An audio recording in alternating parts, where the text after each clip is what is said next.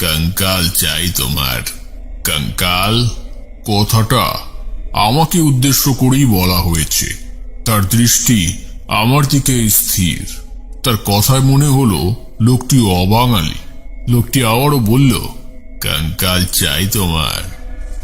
চাইলে বলো, আমার কাছে কঙ্কাল আছে, তোমাকে আমি দিতে পারি। আমি বললাম, আপনি কঙ্কাল বিক্রি করতে বসে আছেন নাকি? কোথায় আছে আপনার কঙ্কাল? আমার মন অবশ্য বলতে লাগলো, এ তো এক জীবিত কঙ্কাল, এর আবার কঙ্কালের কি দরকার? আরে কঙ্কাল নিয়েই বা করবে কি? আজকের গল্প মিশরীয় জীবন্ত কঙ্কাল। ব্যাপার কি, আজ আবার এসেছো? হ্যাঁ, ভাবলাম আপনি একটা গল্প শোনাবেন। আপনারা তো নিশ্চয়ই মাসের শেষ। এইরকম সময়ে মনে কি করি একটা ভাব জন্মায়, আর সেই উদাস ভাব থেকে যদি আপনি একটা গল্প শোনান, আপনার জীবনের গল্প, সেই আশাতেই চলে এসেছি। গল্প? গল্প? আমার জীবনে গল্প কিছুই ঘটেনি। যা ঘটেছে তা সবই সত্য ঘটনা। বসে পড়ো, দেখি ঝোলা হাতে যদি কিছু বের করতে পারি। বাইরে জোর করে বৃষ্টি নামলো। গরমের সময় অন্যদিন হলে 7টা হলে সন্ধে নামে, আজকে যেন মনে হচ্ছে 5টার মধ্যেই আকাশ কালো করে সন্ধে নেমেছে। পড়ন্ত বৃষ্টির ছাট জানলার মধ্যে দিয়ে ভেতরে ঢুকে আসছে। তারানাথ বলল, তোমরা যে আসবে সেটা আমি জানতাম, তবে এত তাড়াতাড়ি আসবে সেটা ভাবিনি। তারানাথ ঘরের মধ্যে একটি হ্যারিকেন জ্বালালো। সেই আলোতেই আমাদের 3 জনের ছায়া ঘরের মধ্যে লম্বা হয়ে পড়ছে। মনে হচ্ছে আমরা 3 জন বাদেও যেন ঘরে আরো কোনো অপ্রাকৃত 3 ছায়া সঙ্গী ঘরে এসে আমাদের পাশেই বসে রয়েছে। তোমাদের আমার কাছে আসাটা একেবারে অভ্যেসের মতো হয়ে গিয়েছে, তাই না? কিশোরী বলল, আলবাত, আপনি বলবেন আর আমরা শুনবো, যেমনটা হয়ে থাকে আর কি। দাঁড়াও তবে, একটু ভেবে নি। আমার জীবনে এত ঘটনা ঘটেছে, তার মধ্যে থেকে আলাদা করে একটিকে বেছে নিয়ে বলাটা খুব সহজ নয়। সময় লাগে ভাবতে, তারপর বলতে হয়। বেশ করে ভাবি, তারপর বলছি। তারানাথ উদাস মনে জানলার বাইরে তাকিয়ে বেশ করে কি যেন ভাবতে লাগলো। তারপর একসময় বলল, আজকে এক পুরনো দিনের ঘটনায় বলি। অনেক দিনের পুরনো একটি ঘটনা বেশ করে মনে পড়ে যাচ্ছে। শুনে দেখো কিরম লাগে তোমাদের। সময়টা আমার ছোটবেলাকার। সবে মাতুবাগলির দর্শন পেয়েছি, আর ওই বেতালের কাণ্ড আমার ওপর দিয়ে ঘটে গেছে। এই সময় আমি মধুসুন্দরী দেবী কিংবা কাল ভৈরবের কোপে পড়িনি। অনুকূল বাবার সঙ্গেও দেখা হয়নি আমার। আমার জীবনের প্রথম দিককার ঘটনায় যতদূর মনে পড়ছে, এবারও আমি বাড়ি ছেড়েছিলাম। মনে প্রাণে বৈরাগ্য ছিল, জন্মেছিল ইচ্ছে সাধক হওয়ার। সেই যে ব্যামো আমার মাথায় ঢুকলো, তা অতি বড় ব্যামো। সহজে তা থেকে মুক্তি পাওয়া আমার মতো ভবঘুরের পক্ষে একেবারেই সম্ভবপর ছিল না। যতদূর মনে পড়ছে, আমি সে সময়ে বামনাপাড়া নামক এক জায়গায় এক সাধু সঙ্গের মধ্যে গিয়ে পড়েছিলাম। সাধু সঙ্গ মানে শুনেছিলাম সেখানে অনেক সাধকেরা এসে প্রতিনিয়ত জমায়েত হচ্ছে। যেমন হয় না, আজকের দিনেও দেখবে অনেক সংস্থা আয়োজন করে, একাধিক সাধক এক জায়গায় এসে ধর্মের কথা প্রচার করে বেড়ায়। মানুষের সঙ্গে ঐশ্বরিক শক্তির সংযোগ স্থাপন কিভাবে হবে সেই বিষয়ে মতামত দেয়। অনেকটা সেরকম ব্যাপার। কিন্তু আমাদের সময়ে এরকম কোনো আয়োজক ছিল না। আর তখন মানুষ অত ধর্ম করতো না। বলতো, কি করে উন্নতি হবে মানুষের। মানুষজনেদের সাধকদের তখনকার দিনের সাধকেরা বলতো, মানুষ কি করে নিজের আত্মার সঙ্গে পরিচিত হতে পারবে। এই মিলন পরিচয় নাকি মানুষকে ঐশ্বরিক শক্তির সঙ্গে একাত্ম করতে পারে। আমিও গিয়েছিলাম সেই সঙ্গে। গিয়ে দেখলাম দেশের নানান স্থান থেকে নানান সাধক সেখানে এসে নিজেদের মতামত প্রকাশ করছে। কিছু সাধারণ মানুষ তা শুনতে রোজই ভিড় করছে। এই সভাটা বসছে বিকেল বেলার মতো করে। প্রতিদিনই 5টা মতো করে এই সভা বসে, 7টার মধ্যে তা ভেঙে যায়। সাধকেরা প্রতিদিনই নানান গাছতলার নিচে অবস্থান করে দিন আর রাতের সময়টুকু কাটায়, আর সময় সুযোগ পেলেই ভগবানের নাম করে। আর সন্ধ্যের বেলার দিকে এই সভা বসে। আমার বয়স যদিও তখনও খুব একটা বেশি নয়, তবে বোধোদয় আমার আগেই হয়েছিল। সঠিক গুরু, সঠিক সাধনা করবার মতন সাধককে খুঁজে বের করা এত সহজ নয়। তাই আমি যার তার সঙ্গে কথা বলতে যেতাম না নিজে থেকে। আমি যখন সেখানে যাই, শুনলাম আরো 3-4 দিন এই সংঘ সভা বসবে, কিন্তু সেখান থেকে এমন কোনো সাধককে খুঁজে পেলাম না যার মধ্যে তেমন কিছু অতিমারী ক্ষমতা আমার মনে হলো তার আছে। এসব পাড়াগে সাধু, তাদের ক্ষমতা খুব একটা বেশি নেই। অনেক সাধুদের সঙ্গে পরিচিত হলাম। তারা আমাকে বলল, আমার কাছে রয়ে যাও, তোমাকে শিষ্য বানিয়ে নেব। কিন্তু আমি বুঝলাম ব্যাপার এত সহজ নয়, এদের হাতে কোনো ক্ষমতাই নেই। তাই আমি এসব কথা গায়ে মাখলাম না। মানুষজনেদের ভিড়ে মিশে প্রত্যেক সন্ধ্যায় আমি নানান সাধুদের মতামত শুনতাম। বামনা পাড়ায় একটা মঞ্চ মতো করা হয়েছিল। প্রত্যেক সাধকেরা বিকেলবেলা হলেই তাদের নিজেদের মতামত, জীবনের অভিজ্ঞতা, উপলব্ধি খুলে বলতো। আমিও সবকিছু মন দিয়ে শুনতাম, কিন্তু মনে হতো এসব যেন খুবই চেনা চেনা, সবই যেন জানা, নতুন কিছু নেই। এমন কিছু নেই যাতে এদের ওপর আমার ভক্তি জন্মায়। আমি 3 দিন সেই বামনা পাড়ারই এক গাছের নিচে বসে অহোরাত্র সেই সাধকদের কাজকর্ম দেখতাম, আর মনে মনে ভাবতাম যদি এ পথে আমার কোনো হিল্লে হয়। 3 দিন পর সভা ভেঙে গেল। সাধুরা যেখান থেকে এসেছিল প্রত্যেকে নিজেদের গন্তব্যে ফিরে যাওয়ার জন্য উঠে পড়ে লাগলো। আমিও উঠে পড়লাম। সাধুরা চলে গেল, জায়গাটা খাঁ খাঁ করতে লাগলো। আমি বুঝলাম আমারও সময় হয়েছে এখান থেকে চলে যাওয়ার। দুপুরের দিকে আমিও আস্তানা গোটালাম। ভাবলাম বামনা পাড়ার যে হাট বসেছে সেই দিকে যাই, কিছু খাওয়ার দাওয়ার কিনে নিয়ে অন্য কোনো এক স্থানের উদ্দেশ্যে বেরোবো। সিকি মাইল হেঁটে বামনা পাড়ার হাটে গিয়ে পৌঁছলাম। হাটে যেমন হয়, সপ্তাহের হাট বসেছে, লোকজন জিনিসপত্র কিনছে। হাটে বেশ ভালো রকম ভিড়। তখন বামনা পাড়ার এদিকে লোকবসতি ভালোই ছিল। এদিকে পকেট হাতড়ে দেখলাম আমার হাতে পয়সা একেবারেই কম। কিছু কেনবার মতো অবস্থা আমার আর নেই।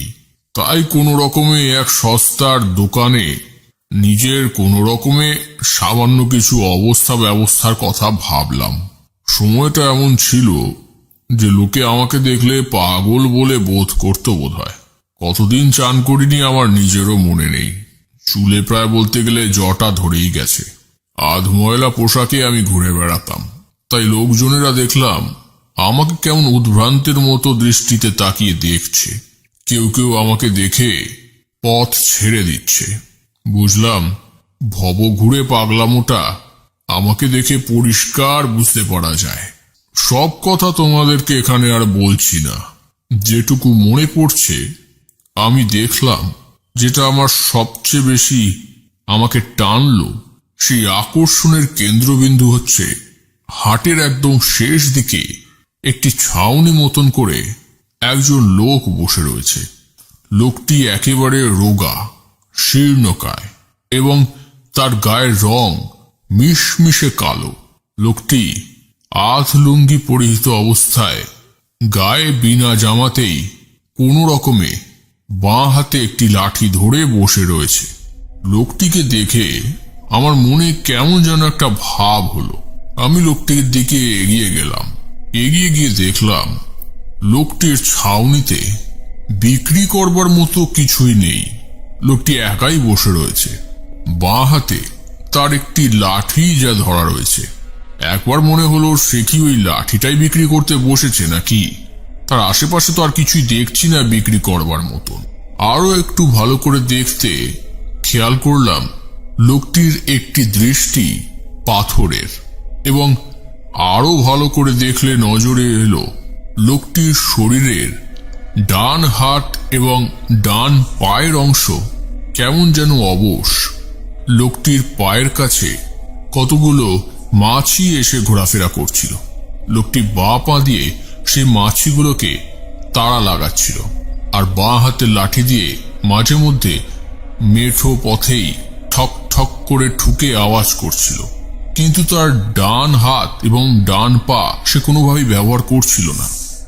দেখে আমার মনে হলো লোকটি বিকলাঙ্গ বোধহয়। কোনোভাবে তার শরীরের ডান অংশ পঙ্গু হয়ে গিয়েছে, আজকের দিনে বলে প্যারালাইজড। লোকটির চেহারাটি আমায় কেমন যেন ভাবিয়ে তুলল। শরীরের ডান অংশ পঙ্গু হয়ে রয়েছে, একটি দৃষ্টি পাথরের, সারা শরীর তার মিশমিশে কালো। বাঁ হাতে একটি লাঠি ধরে সেই ছাউনির মধ্যে বসে কি বিক্রি করবার কথা ভাবছে। লোকটির মুখের দৃষ্টি আর মুখের অভিব্যক্তিতে কেমন একটা অস্বাভাবিক ভাব। লোকটির মুখটি কেমন যেন সাধারণ হাটে যে লোক মাল বিক্রি করতে আসে তার শরীরের মুখে এরকম অভিব্যক্তি আমি কোনোদিনও দেখিনি। তাই বিষয়টা কেমন যেন লাগলো। আমি আর বেশিক্ষণ তার সামনে দাঁড়াতে সাহস করলাম না। কেন জানি মনে হলো লোকটি জীবনে অনেক কিছু দেখেছে। ঠিক কেন আমার এই কথা মনে হয়েছিল তখন তা এখনই তোমাদেরকে ভালো বলতে পারবো না। তবে এটুকু বলতে পারি, কিছু মানুষজনদেরকে দেখে এরকম মনে হয় যে তারা তাদের নিজেদের জীবন স্বাভাবিক ছন্দে কাটায়নি। তাদের জীবনের ছন্দ যেন তাদের নিজেদের ইচ্ছে কেটেছে। আমি লোকটির সামনে থেকে সরে আসতে যাব, এমন সময় লোকটি বলল, কঙ্কাল চাই তোমার? কঙ্কাল কথাটা আমাকে উদ্দেশ্য করেই বলা হয়েছে। তার দৃষ্টি আমার দিকে স্থির। তার কথায় মনে হলো লোকটি অবাঙালি। লোকটি আবারও বলল, কঙ্কাল চাই তোমার? চাইলে বলো, আমার কাছে কঙ্কাল আছে, তোমাকে আমি দিতে পারি। আমি বললাম, আপনি কঙ্কাল বিক্রি করতে বসে আছেন নাকি? কোথায় আছে আপনার কঙ্কাল? আমার মন অবশ্য বলতে লাগলো, এ তো এক জীবিত কঙ্কাল, এর আবার কঙ্কালের কি দরকার? আরে কঙ্কাল নিয়েই বা করবে কি? কঙ্কাল যদি এর কাছে থেকেও থাকে, এ কি তা হাটে বিক্রি করতে এসেছে? কঙ্কাল কি কখনো হাটে বিক্রি করবার জিনিস? সে বলল, কঙ্কাল তো আমার কাছেই আছে, তোমায় দিতে পারি আমি। তুমি তো পথে পথে ঘুরে বেড়াচ্ছ, আমারই পথের পথিক তুমি। সাধনা করবার জন্য বেরিয়েছ, কিন্তু এখনো তেমন কোনো হিললে তোমার হলো না। কঙ্কাল চাই তোমার? নিয়ে যাও, জীবনে বড় মানুষ হবে। আশ্চর্য হলাম আমি। এ লোকটি আমার মনের কথা বুঝলো কি করে? এ কি আশ্চর্য ব্যাপার! লোকটি জাদু জানে না সম্মোহন? আমার মনের কথা সে আমাকে দেখেই বুঝলো কি করে? ব্যাপারটা কিন্তু বেশ আশ্চর্য লাগলো আমার কাছে। মনে হলো লোকটি বড়ই ঘোরেল এবং বেশ জ্ঞানী, নইলে ক্ষমতা সাধারণ লোকের তো হয় না। এই যে আমি কয়েকদিন ধরে বামনাপাড়ায় সাধু সঙ্গ করে বেড়ালাম, কই কেউ তো আমাকে এ কথা বলল না। মনে হলো লোকটার কাছে রয়ে যাই। এ লোকও কি এ লাইনেরই পথিক? লোকটি বলল, আমি এখানে কঙ্কাল বিক্রি করতে এসেছি। আমার অনেক দেনা জমি আছে, তার লোকে আমার কাছ থেকে আমাকে অনেক টাকা বকশিশ দিয়ে আমার থেকে কঙ্কাল কিনে নিয়ে যায়। কিন্তু তোমার তো ব্যাপার অন্য। তোমাকে আমার কঙ্কালের বেশ পছন্দ হয়েছে। রাখবে আমার কঙ্কাল? দুপুরটা কেটে গিয়ে ঘোর ঘোর সন্ধে হয়ে আসছিল। লোকটির কথাটা কেমন যেন আমার কানে নাড়া দিয়ে গেল। জিজ্ঞেস করলাম, আপনার কাছ থেকে কঙ্কাল টাকা দিয়ে কে কিনে নিয়ে যায়? তোমারই মতো পথিক লোকজন আসে, সাধনা করবে বলে আমার কাছ থেকে কঙ্কাল নিয়ে যায়। কিন্তু সব কঙ্কাল আমি সবাইকে দিই না। আমিও তোমার মতো এক সময় সাধক ছিলাম। কত কঙ্কালের ওপর বসে সব সাধনা করেছি। শুনলে অবাক হয়ে যাবে।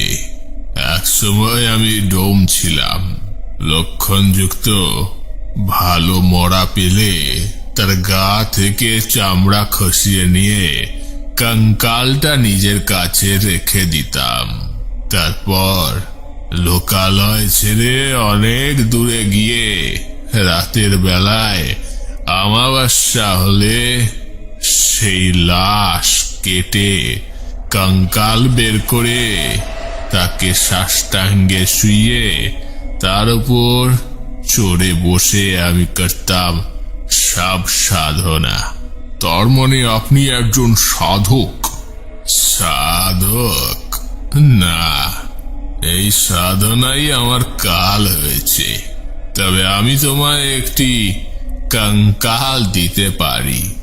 আমি কঙ্কাল নিয়ে কি করব? তার চেয়ে বরং আমি আপনার কাছে রয়ে যাই।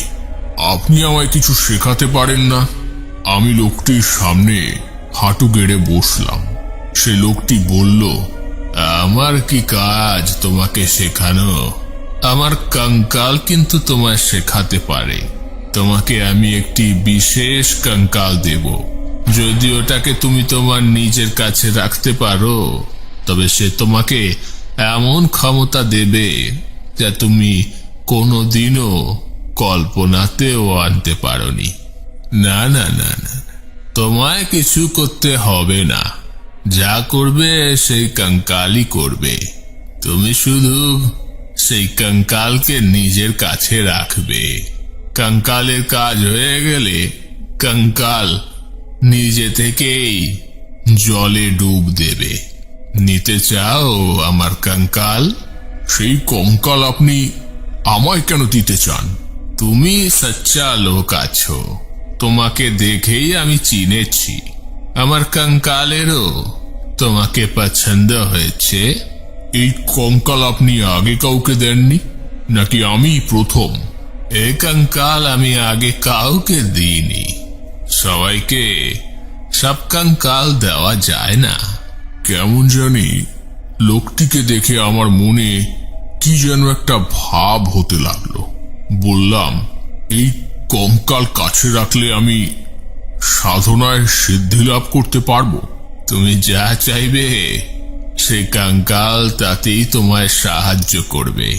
তবে আমি সেই কঙ্কাল নিতে চাই। খুব ভালো, তবে এখনই না। সন্ধে হয়ে এসছে। রাতে তুমি আমার কাছে এসো, হাট ভেঙে যাবে। কয়েক ঘন্টার পর তুমি আমার এই ছাউনিতে এসো, তোমাকে আমি সেই কঙ্কাল দিয়ে দেব। হতভম্বের মতো সেই লোকটির কথাতে হ্যাঁ বললাম। লোকটি মাটিতে বাঁ হাতে ধরা লাঠিটা নিয়ে ঠুকঠুক করতে লাগলো। আমি উঠে পড়লাম। হাটের পাশে অনেকটা মাঠ মতন জায়গা আছে। সেখানে গিয়ে চিড়ে মুড়ি কিনে খেতে খেতে বসে বসে চুপ করে সেই লোকটির দিকেই তাকিয়ে রইলাম। লোকটির দিকে কিন্তু হাটে আগত ব্যক্তিগণ কেউই আসছে না। মনে হলো একবার লোকটি পাগল নয় তো। আমি কোনোদিনও কাউকে হাটে এসে কঙ্কাল বিক্রি করতে দেখিনি, শুনিও নি এরকম হয়। লোকে কঙ্কাল কিনে নিয়ে যায়, তাও আবার পয়সা দিয়ে। আশ্চর্য ব্যাপার। মৃত লাশের ওপর বসে লোকে পঞ্চমুণ্ডির সাধনা করে শুনেছি, কিন্তু নরকরটি, কঙ্কাল এইসব সাধনার কাজে লাগলেও একটি কঙ্কাল কি করে একজন সাধকের জীবনের রূপ পরিবর্তন করতে পারে সেটা আমার মাথায় কিছুতেই এলো না। খেতে খেতে বসে রইলাম। রাত হতে আমি আবারও সেই লোকটির কাছে গেলাম। হাট তখন কোথায়, সবাই যে যার মতো ছড়িয়ে ছিটিয়ে চলে গেছে কখন। লোকটির ছাউনির কাছে যেতেই লোকটি বলল, পিছন দিক করে আমার ছাউনির ভেতরে ঢুকে এসো। আমি তাই করলাম, আর ছাউনিতে ঢোকা মাত্রই দেখলাম ছাউনি দেওয়া একটি ছোট্ট ঘরের মধ্যে মাটিতে হেলানো অবস্থায়, অর্ধশায়িত অবস্থায় রয়েছে একটি নরকঙ্কালের দেহ। চামড়া ছাড়ানো একটি আস্ত নরকঙ্কাল। ছাউনির অন্ধকারে, চারপাশের অন্ধকারের মধ্যে দাঁড়িয়ে আমার মনটা কেমন হু হু করে উঠল। লোকটির পাথরের দৃষ্টিতে সে আমার দিকে তীক্ষ্ণভাবে তাকিয়ে রয়েছে। এতক্ষণে দেখলাম লোকটির মুখের ভেতরে পোকায় খাওয়া দাঁতগুলো একবার যেন ঝলসে উঠল। আমি এর আগে অনেক শ্মশানে রাত কাটিয়েছি, শবের ওপর বসে সাধনা করেছি, কিন্তু এরকম প্রকাণ্ড মাঠের মাঝে একটি ছাউনিতে আমারই সামনে একটি আস্ত নরকঙ্কালকে দেখে আমার মনে যে কি ভাব হলো তা ঠিক বলে বোঝাতে পারবো না। লোকটি বলল, এই কঙ্কালকে তুমি তোমার পাশে পাবে, যে কাজই করো না কেন এই কঙ্কাল তোমার সাহায্য করবে। নাও, দেরি করো না, কঙ্কালকে কাঁধে তুলে নাও। আমি কেমন মোহগ্রস্তের মতো কঙ্কালটাকে কাঁধে তুলে নিলাম। কঙ্কালটাও কেমন জানি হাত পা দিয়ে আমার শরীরটাকে আঁকড়ে ধরল। একবার মনে হলো কঙ্কালটা কি জীবিত, কঙ্কালটির শরীরে কি এখনো প্রাণের অবশিষ্টাংশ কিছুটা হলেও রয়ে গেছে। আর ঠিক এই সময়ে সেই কালো শীর্ণকায় লোকটি বাঁ হাত দিয়ে আমার বাঁ কাঁধ ধরে বলল, এই কঙ্কালকে কখনো কাঁধ ছাড়া করবে না, নইলে কঙ্কাল আবারও কিন্তু তোমার কাছেই ফিরে আসবে। কঙ্কালকে যদি অবমাননা করেছ তাহলে সে প্রতিশোধ নেবে। এই বলে লোকটি বাঁ হাত দিয়ে আমাকে ছাউনির বাইরের রাস্তা দেখিয়ে দিল। আমি কিছু না বুঝে কেমন একটা মোহাচ্ছন্নের মতন ভাব নিয়ে কঙ্কালকে কাঁধে করেই ছাউনি দিয়ে বেরিয়ে গেলাম। তারা থামল, কিছুক্ষণ চুপ করে রইল, তারপর বলল, কঙ্কালকে কাঁধে করে আমি বেশ অনেকক্ষণ কোনো না দিক তাকিয়ে মাঠের মধ্যে দিয়ে একদিকে হাঁটতে হাঁটতে যে কোথায় এসে পড়েছিলাম তা আমি সত্যিই বলতে পারবো না। কেন যে আমি হাঁটতে হাঁটতে একদিক বরাবর এগোচ্ছিলাম তাও ঠিক আমার যেন অজানা। যখন মাথার বুদ্ধি খেলল, দেখলাম কোনো এক শ্মশানের পাশে এসে পড়েছি। দূরে শ্মশানের চুল্লিতে মরা পুড়ছে। অনেকজন শ্মশান যাত্রী গোল করে শ্মশানের একদিকে দাঁড়িয়ে রয়েছে। ক্রমেই কঙ্কালের ভার যেন আমার কাঁধে বেশ ভালো রকম করে বোধ হতে লাগলো, যেন কঙ্কালটা বেশ ভারী হয়ে উঠেছে। কঙ্কালটাকে নিয়ে গিয়ে আমি শ্মশানেরই একদিকের একটি গাছের নিচে পোঁটলা থেকে বের করে একটি আসন পেতে দিয়ে তার ওপর সেটাকে শুইয়ে দিলাম। কিশোরী বলল, কিন্তু এই কঙ্কাল সে আপনাকে দিল কেন? এটাই তো বোঝা গেল না। জানি না, মানে তখনও অবধি জানতাম না। তোমরা জানো কিনা জানি না, আজকালকার দিনে মানুষের কঙ্কাল বাইরের দেশে চলে যায়। সেই কঙ্কালের শরীরের দেহাবশেষ নিয়ে নানান রকমের পরীক্ষা নিরীক্ষা করা হয়। কিন্তু আমি যে সময়কার কথা বলছি সে সময়ে কলেরা মহামারীতে প্রচুর লোক মারা যেত। সবের মুখে আগুন দেবে কে? শেয়াল কুকুরে সেই সব নিয়ে টানা হ্যাচড়া করার পরে তাদের খুবলোনো শরীর শুদ্ধ সেই কঙ্কাল শ্মশানের পাশেই পড়ে থাকত। আমার মনে হয়েছিল সেই লোক বোধহয় আমাকে কোনো রকম ভাবে এটা ওটা বুঝিয়ে দিয়ে এরকমই একটা কঙ্কাল আমাকে দিয়েছে। হয়তো সে নিজেও এ পথের পথিক ছিল কোনো সময়, কোনোভাবে বুঝতে পেরেছে আমার একটি মৃতদেহের কঙ্কাল প্রয়োজন। কঙ্কাল পেলে একটা অবশ্য কাজের কাজ হবে, সব সাধনায় এই কঙ্কালকে আমি ব্যবহার করতে পারবো। কিন্তু মোটের ওপর একটা প্রশ্ন তখন আমার মাথায় ঘুরছিল, কঙ্কালকে কাঁধে করে এক জায়গা থেকে অন্য জায়গায় তো নিয়ে যাওয়া যাবে না। একদিক দিয়ে ভালোই হয়েছে যে আমি এই শ্মশানে এসে পড়েছি, কিন্তু একটা কথা আমার মাথায় ঘুরছিল, আমি এই স্থানে আগে আসিনি, এটা বামনাপাড়া নয়, তাহলে আমি রাস্তা চিনে চিনে এই শ্মশানের দিকে এলাম কি করে? আর কেনই বা এলাম?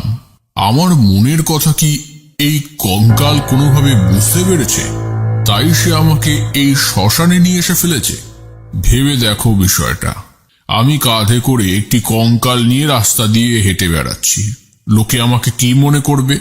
হয় আমি খুনি নইলে পাগল। কেউ কঙ্কালকে কাঁধে করে এক জায়গা থেকে অন্য জায়গায় যাতায়াত করে? যাকে অত মাথা ঘামালাম না। আমার দরকার সিদ্ধ সাধক হওয়ার। আমার কাছে আছে একটি কঙ্কাল। তন্ত্রের ক্ষমতা না থাকলেও এটুকু জানি কি করে কঙ্কাল দিয়ে সাধনা সিদ্ধ করতে হয়। সাধনার কিছু বই আমার পুঁথিতে থাকতো, এসব তখনকার দিনে আমি অতি কষ্টে জোগাড় করেছিলাম। তাই ভাবলাম সাধনার বিদ্যে শিখে নিয়ে নিজে থেকেই কিছু একটা ব্যবস্থা করব। এর আগে মাতু পাগলি আমায় সব সাধনায় বসিয়েছিল, তাই আমি জানতাম এ ক্রিয়া কি করে অন্তত পক্ষে করতে হয়। কঙ্কালটাকে সেখানেই শুয়ে রেখে আশপাশটা একটু ভালো করে ঘুরে দেখলাম। চত্বরটা অনেক বড়, আর শ্মশানটা গ্রামের কোণ করে। আমি এমন জায়গায় বসলাম যেদিকে শ্মশান যাত্রীরা বড় একটা ঘেঁষবে না। একদিক দিয়ে ভালোই হলো, কালকে থেকেই সাধনায় লেগে যাব। ফোকটে একটা কঙ্কাল পাওয়া গেছে, এটাকে হাত ছাড়া করা চলবে না। তাহলে আপনি সেই কঙ্কাল নিয়ে সাধনা করে সিদ্ধ হলেন? তারানাথ কিছুক্ষণ চুপ করে রইল, তারপর বলল, আমি এখনো কিছুই বলা শুরু করিনি। যা বলবো তা সবই এখন থেকে শুরু হবে। এ তো শুধুই উপক্রমিকা, এখনো ভূমিকা শুরু হয়নি। রাত অনেক তো হয়ে গিয়েছিল। এক সময় শ্মশানের ডোম আমার সঙ্গে দেখা করতে এলো। আমাকে দেখে সে বলল, তুমি ব্রাহ্মণ দেখছি, গায়ে পৈতে রয়েছে, কি করতে এখানে এসেছো? সাধনা রাধনা করবে নাকি? আর ওইটাকে কি ঝুলিয়ে রেখেছো পাশে? কই দেখি এটা কি? আরে আরে এ তো একটা আস্ত কঙ্কাল। এ কঙ্কাল নিয়ে তুমি কি করছো? বললাম আমি এখানে কদিন থাকবো, তোমার তাতে কোনো অসুবিধে হবে না। আমি কাউকে ঘাঁটাবো না, শুধু আমার কিছু কাজ আছে, তা এখানে বসেই করব। এই কঙ্কাল তুমি কোত্থেকে পেলে? তার জন্য তোমার কি হবে? মানুষ খুন করনি তো? গা থেকে আবার চামড়া ছাড়িয়ে নিয়ে এই কঙ্কাল বের করে নিয়েছো মনে হচ্ছে। মানুষ কখনো কঙ্কাল নিয়ে এদিক ওদিক যায়? আর তুমি এখানে কঙ্কাল নিয়ে এসছো, শ্মশান অপবিত্র করছো। গায়ের লোকজনদের বলে দিলে কি হয় বুঝতে পারছো? তোমার কত বকশিস চাই বলো তো, কিছু দিয়ে দিচ্ছি। এখন মুখ বন্ধ রাখো, কেমন? না না, আমার কিছু চাইটাই না। আমি জানি তুমি কোত্থেকে এই কঙ্কাল নিয়ে এসেছো। এই কঙ্কাল তুমি পেয়েছো ওই ওই ওই বিকল সাধকের কাছ থেকে, তাই না? বিকল সাধককে? ওই যে বামনাপাড়ার হাট, এখান থেকে 3 ক্রোশ দূরে পড়ে। ডান হাত ডান পা বিকলাঙ্গ অবস্থা পড়ে রয়েছে একজন শীর্ণ কালো লোক, ওই না? ওর নাম ছিল এক সময় বকুল সাধক, এখন লোকে ওকে বিকল সাধক বলে। বিকলাঙ্গ বাবা, বেড়া যাকেই পারে সাধক বুঝে নিয়ে তাকে কঙ্কাল দিয়ে দেয়, আর তারপর ওই কঙ্কালই সেই সাধকের প্রাণ নাশ করে। এই কঙ্কালের হাতে তুমি মরবে বলে দিচ্ছি। হ্যাঁ, ভালো চাও তো এই শ্মশান থেকে পালাও, নইলে দিন তিনেকের মধ্যে না তোমাকে আর কেউ এখানে কোনোদিনও খুঁজে পাবে না। তোমার ওই মরদেহটা এই পাশের গঙ্গায় পড়ে থাকবে। আমার কথাটা মনে রেখো। কিছুই বুঝতে পারলাম না। ডোম চলে গেল, রাতের মতন শ্মশান পুরো ফাঁকা হয়ে গেল। দূরে শেয়ালদের আওয়াজ কানে আসতে লাগলো। ডোম কি কথা বলে গেল, বিষয়টা বেশ ভাবিয়ে তুলল আমাকে। সে বলল, বিকলাঙ্গ বাবা। তার কথা তো ঠিক, আমি তো সেই লোককেই দেখেছি বটে, তবে সে প্রত্যেকটি কঙ্কাল দিয়ে বেড়ায়, আর তারপর সেই কঙ্কাল সাধকের প্রাণনাশ করে। ব্যাপারটা ঠিক কেমন যেন। এ আমি কি ঘাড়ে করে নিয়ে এলাম? আমার মৃত্যুর কারণ হবে না তো এই আস্ত কঙ্কাল? সে বলল, বামনাপাড়া থেকে 3 ক্রোশ পরে পরে এই শ্মশান। 3 ক্রোশ আমি পায়ে হেঁটে চলে এলাম, অথচ বুঝতে পর্যন্ত পারলাম না সবই কি এই কঙ্কালের মায়া। মাথায় আমার কিছুই ঢুকছিল না। শ্মশানের সেই গাছের তলায় আসন পেতে শুয়ে পড়লাম। শ্মশানের গাছের সঙ্গে কঙ্কালটাকে একটি দড়ি দিয়ে বেঁধে দিলাম, যাতে রাতের বেলায় আমার কঙ্কাল কেউ চুরি করতে না পারে। আমি এরকম কত রাত কাটিয়েছি শ্মশানে মশানে, তার হিসেব নেই, কিন্তু আস্ত কঙ্কালকে কাঁধে করে শ্মশানে রাত কাটানো সহজ ব্যাপার নয়, বুঝলে হে? এই কথা ভাবতে ভাবতেই শরীরটা শিউরে উঠতে লাগলো। কখন যে ঘুমিয়ে পড়েছি তা বলতে পারবো না। পরদিন সকালে ঘুম ভেঙে উঠে দেখলাম আমার পাশে আমার কঙ্কাল নেই। সে কি, কঙ্কাল হাপিস? কে চুরি করলো? ওই ডোম নাকি? আমার প্রথমটায় তাই মনে হয়েছিল, কিন্তু ব্যাপারটা এতটা সহজ নয়। আমি বুঝে পেলাম না কঙ্কালটা গেল কোথায়, কিন্তু আশ্চর্য ব্যাপার দেখলাম দড়িটা গাছের সঙ্গে ঠিক বাঁধাই রয়েছে।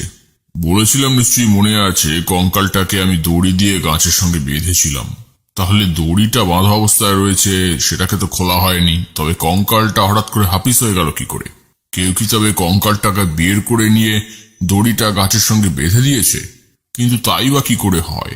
কেউ যদি সেটাকে চুরি করবে বলে ঠিক করেছে, তবে দড়িটাকে আবার গাছের সঙ্গে বেঁধে দেওয়ার কারণ কি আমার মাথায় ঢুকলো না।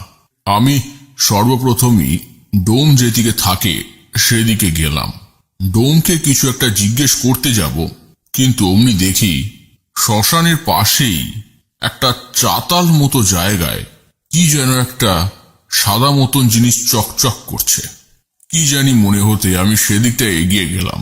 দেখলাম আশ্চর্য কাণ্ড, একটি মনুষ্য শরীরের হাড় পড়ে রয়েছে।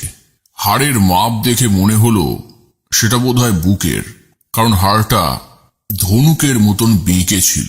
সকালবেলাতে ওই শ্মশানে দাঁড়িয়ে শরীরটা কেমন যেন একটা করে উঠল। একটা আস্ত বুকের বেঁকানো হাড় শ্মশান লাগোয়া চত্বরের এখানে পড়ে রয়েছে কেন? ব্যাপারটা কি? ঠিক এই সময় শুনতে পেলাম শ্মশান লাগোয়া পাশেই একটি পুকুরের পাড় হতে একটা উচ্চ কলরব। ওরে বাবারে বলে কারা যেন এদিক ওদিকে ছুটে পালাচ্ছে। আমি সেই দিকে এগোতেই দেখলাম, আমার কেমন জানি মনে হলো, আমি সেই দিকে এগিয়ে গেলাম। গিয়ে দেখলাম পুকুর পাড়ে পড়ে রয়েছে জলের মধ্যেই অর্ধ নিমজ্জিত অবস্থায় আমারই কঙ্কাল। কিছুই বুঝে পেলাম না। আমি তো তড়িঘড়ি গিয়ে জল থেকে সেই কঙ্কালটাকে ওঠালাম, কাঁধে তুলে নিয়ে আবারও যে স্থানে আমি শ্মশানের ছিলাম সেখানে নিয়ে এসে ওটাকে গাছের পাশেই শুইয়ে দিলাম। মনে কেমন একটা ধাঁধা লাগলো, কঙ্কালটা পুকুরের পাড় অব্দি গেল কি করে? কেউ কি সেটাকে চুরি করবার চেষ্টায় ছিল, তারপর সেটাকে পুকুরের পাশে ফেলে দিয়ে পালিয়েছে? নাকি চুরি করবার সময় এই কঙ্কালের ভয়ে ভীত হয়ে সে পালিয়েছে? সেই লোকটির কথা মনে পড়ে গেল। শীর্ণকায় শরীরে সেই কালো ব্যক্তিটি পাথরের দৃষ্টি নিয়ে ঘষা দাঁত ঘষতে ঘষতে বলেছিল, কঙ্কালকে অবমাননা করলে কঙ্কাল প্রতিশোধ নেবে। আমার হাতে কঙ্কালের খাতির যত্ন কি ঠিকঠাক হচ্ছে না? অত ভাবতে ইচ্ছে করলো না। জোর খিদে পেয়েছিল, তাই আমি কঙ্কালটাকে গাছের সঙ্গে দড়ি দিয়ে আবারও বাঁধতে যাব। এই সময়েই দেখলাম কঙ্কালটার বাঁদিকের বুকের একটি হাড় নেই। কঙ্কালের বুকের হাড় গেল কোথায়? আমি আবারও ডোমের ঘরের দিকে এগোয়ার সময় যে কঙ্কালের হাড়টি পেয়েছিলাম, যেখান হতে তার দেখা পেয়েছিলাম, সেখানে ছুটলাম। গিয়ে দেখলাম, হ্যাঁ, এ তো সেই হাড়। তার মানে এই সেই কঙ্কালেরই বুকের হাড়। আমি হাড়টা হাতে করে তুলে নিয়ে এসে কঙ্কালটার বুকের হাড়ের মাপ মাপলাম। হ্যাঁ, কোনোই ভুল নেই, এ সেই হাড়। এই কঙ্কালের শরীর থেকেই বেরিয়েছে এই হাড়। আমার মাথায় একাধিক প্রশ্ন আসতে লাগলো, কিন্তু কোনো উত্তর আমি বার করতে পারলাম না। কিছু বুঝলামও না। কঙ্কালটিকে গাছের সঙ্গে বেঁধে দিলাম। তারপর কিছু অতি প্রয়োজনীয় জিনিস কেনবার আশায় পাশের এক লোকালয়ের মধ্যে চুপচাপ হাঁটতে হাঁটতে চলে গেলাম। এটুকু আমার মাথায় ঘুরছিল, দিনের বেলায় কঙ্কাল চুরি করার সাহস কারোর হবে না, আর আমি শ্মশানের যে কোণ করে বসেছি সেদিকটায় কেউ অযথা মারাবে না। সুতরাং আমার তেমন কোনো অভিসন্ধি ছিল না শ্মশান অপবিত্র করার কিংবা কাউকে ভয় দেখানোর। সকালবেলাতেই কিছু খাবার দাবার কিনে নিয়ে এসে কিছু গুরুত্বপূর্ণ জিনিস যা সাধনার কাজে লাগবে তা নিয়ে এসে সাধনা করার আয়োজন মোটামুটি শুরু করতে লাগলাম। এমন সময় কতগুলো লোক একটা মরা গরুকে নিয়ে এসে শ্মশানেরই এক কোণে ফেলে দিয়ে চলে গেল। আমি বড়ই আশ্চর্য হলাম, মরা গরুকে এখানে ফেলে দিয়ে গেল কেন? গ্রামের লোকজনেরা কুকুর বেড়াল মারা গেলে কদাচ কিঞ্চিত সেগুলোকে মাটি খুঁড়ে পুঁতে দেয়, কিন্তু গরু, তার জন্য বিস্তর জায়গা প্রয়োজন। অত ঝামেলা ঝঞ্ঝাটে কেউ মারাতে চায় না। তাই সেটাকে নিয়ে এসে দেখলাম কয়েকজন মিলে আমি যেখানে বসেছিলাম তার কিছু পাশেই এসে ফেলে দিয়ে চলে গেল। আমি একবার ভাবলাম তাদেরকে বলি গিয়ে, আরে এটা এখানে থাকলে যে বিশ্রী অবস্থা হবে এটার, আমি এখানে থাকবো কি করে? তারপর ভাবলাম যদি তাই বলি তো ডোম ছুটে আসবে। ডোমকে নিশ্চয়ই এরা পয়সা খাইয়েছে, কিন্তু ডোমের সঙ্গে আমার কাল রাতে বনিবনা ভালো হয়নি। আর গ্রামবাসীরা যদি জেনে যায় আমি কঙ্কাল নিয়ে এসে এই শ্মশানে বসে সাধনা করছি, তবে তারা আরো রেগে যাবে। তাই আমি আর সে ঝামেলায় গেলাম না। কি মনে হতে একবার গরুটার কি হয়েছে তা দেখতে এগোলাম। গরুটার সামনে গিয়ে আমি যা দেখলাম, আমি তাতে খুবই আশ্চর্য হয়ে গেলাম। গরুটার শরীরের নানান অংশে ক্ষত বা ঘা, শরীরের একাধিক অংশের মাংস কেউ যেন খুবলে নিয়েছে। শরীরের কোথাও কোথাও 5 আঙুলের হাতের ছাপ, ছাপটা কোনো মনুষ্য হাতের। আরো আশ্চর্যের ব্যাপার, গরুর শরীরে কোনো মুন্ড নেই, অর্থাৎ গরুর মাথাটা কেউ শরীর থেকে আলাদা করে নিয়েছে। মাথাটার কোনো অস্তিত্বই আশেপাশে কোথাও দেখতে পেলাম না। শরীরটাই শুধু পড়ে রয়েছে, মাথাটা অদৃশ্য হয়েছে। এদিকে গরুর শরীরের পেট কে কেটে নিয়ে খেয়ে ফাঁক করেছে। পেটের অংশটা রক্তাক্ত অবস্থায় খোলতাই হয়ে পড়ে রয়েছে। আমার সামনেই মাছিগুলো ভন ভন করছে গরুটার শরীরে। আমি এরকম মুন্ডচ্ছিন্ন গরু কোনোদিনও দেখিনি। গরুটার যেরকম অবস্থা হয়েছে দেখে মনে হলো মৃত্যুর আগে এই গরুর শরীরের উপরে কেউ নৃশংস অত্যাচার চালিয়েছে। গরুর শরীর না হয়ে যদি এটা কোনো মনুষ্য শরীর হতো, তবে সেটা কিরকম দেখতে হতো এটা ভেবেই আমার সারা শরীরটা কেঁপে উঠল। কিন্তু আমি তেমন কিছু বুঝতে পারলাম না। কে এমন কাজ করতে পারে এ কথাই আমার শুধু মনে একের পর এক আসতে লাগলো। কাল দুপুর থেকে আমি যা দেখছি এখানের অবস্থা, তাতে আমার মাথা সত্যি ঘেঁটে যাওয়ার উপক্রম হলো। ফোকটে পাওয়া কঙ্কাল, রাতে সেই কঙ্কাল হাওয়া হয়ে যাওয়া, আবার সকালে এরকম বিকৃত একটি গরুর শরীর রক্তাক্ত অবস্থায় আমার সামনে পড়ে রয়েছে। তিনটেই কি কাকতালীয় ঘটনা? কিশোরী বলল, কি বিভৎস ব্যাপার, আমার তো শুনেই গা শিউরে উঠছে। তারানাথ হাতের সিগার ধরালো, কয়েকটা সুখ টান দিয়ে আবারও বলতে লাগলো, সত্যি বলতে গেলে এই কয়েক ঘন্টার মধ্যে এত কিছু ঘটে যাচ্ছে, কিন্তু মনে হচ্ছে যেন এগুলো সবকিছু আমার জন্যই হচ্ছে, যেন এগুলোর কারণ আমারই অদেখা কিছু। ডোম কিছুক্ষণ পর একবার আমার কাছাকাছি এলো, আমাকে চোরা চাহনিতে বেশ করে দেখতে লাগলো, কিন্তু কোনো কথা বলল না। আমিও তাকে ঘাঁটালাম না। সে যেমন নিঃশব্দে এসেছিল তেমনি নিঃশব্দে চলে গেল। সারা দিন ধরে আমি আসন শুদ্ধি করলাম। সাধনা করবার জন্য যা যা লাগবে তা সম্পূর্ণ রকমভাবে জোগাড় করে নিয়ে মনে একটা উত্তেজনার ভাব নিয়ে বসে রইলাম। এর আগে যেহেতু আমি কখনো সব সাধনা করিনি একা, তাই মনের মধ্যে কেমন একটা ভাব আমার খেলছিল। তাহলে আপনি এবার সব সাধনা করলেন বলুন?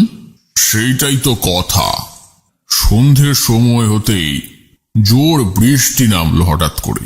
যে সমস্ত প্রয়োজনীয় উপকরণ আমি নিয়ে বসেছিলাম তার অনেকটাই ভিজে গেল।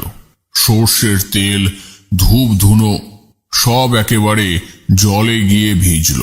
কোনো রকমে পাশে থাকা একটা ছেঁড়া নোংরা কাপড় দিয়ে কঙ্কালটাকে ঢেকে দিলাম, আর নিজে গিয়ে শ্মশানের এক কোণের ঘরে টিনের চালাতে কোনো রকম ভাবে মাথা গুঁজলাম। এদিকে শ্মশান যাত্রীরা এই বৃষ্টির মাঝেও মরা পোড়াতে নিয়ে আসছে। বেশ অনেকক্ষণ ধরে বৃষ্টির মধ্যে দাঁড়িয়ে দাঁড়িয়ে এক একটা মৃতদেহের সৎকার হতে দেখলাম। সন্ধে প্রায় 6টা নাগাদ বোধহয় বৃষ্টি শুরু হয়েছিল। প্রায় 9টা হতেও বৃষ্টি থামার কোনো নামগন্ধ দেখলাম না। আমি মনে মনে হাল ছেড়েই দিলাম। আজ রাতে আর সাধনায় বসা যাবে না। বললে বিশ্বাস করবে না, বৃষ্টি আরো প্রায় বোধহয় 2 ঘন্টা মতন চলেছিল।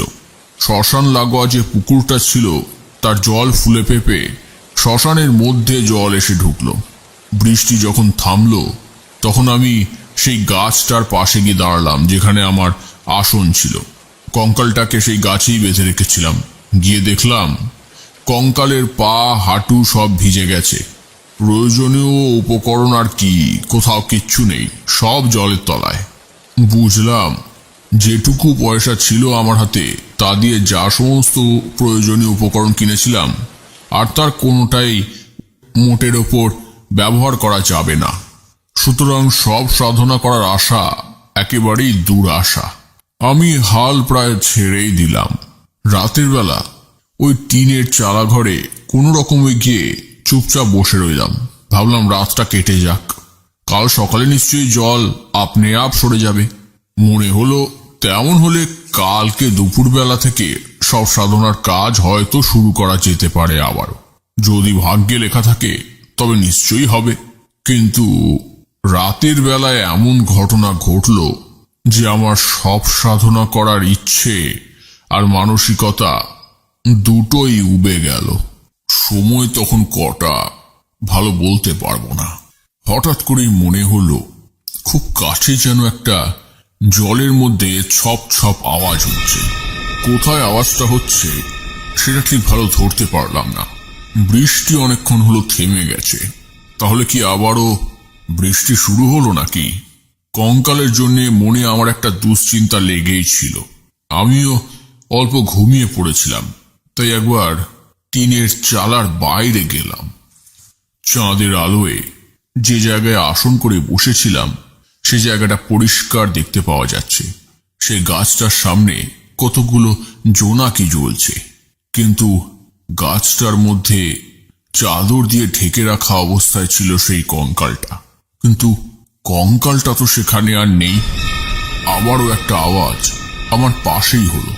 যেদিক থেকে আওয়াজটা আসছিল সেই দিকে তাকিয়েই আমি অবাক হয়ে গেলাম।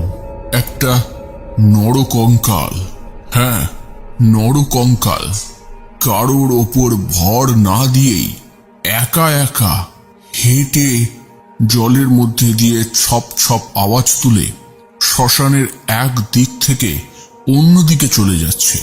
কঙ্কালটা তো একাই হেঁটে এগিয়ে যাচ্ছে একদিকে। এটা কি করে হতে পারে? আমি দৃষ্টিতে ধাঁধা দেখলাম। মনে হলো মাথা ঘুরে উল্টে পড়ে যাব। একটা নরকঙ্কাল কোনো সাপোর্ট ছাড়া, কোনো ভর ছাড়া, কারো সহায় বিনাই একদিকে নিজস্ব ভঙ্গিতে হেঁটে চলে যাচ্ছে।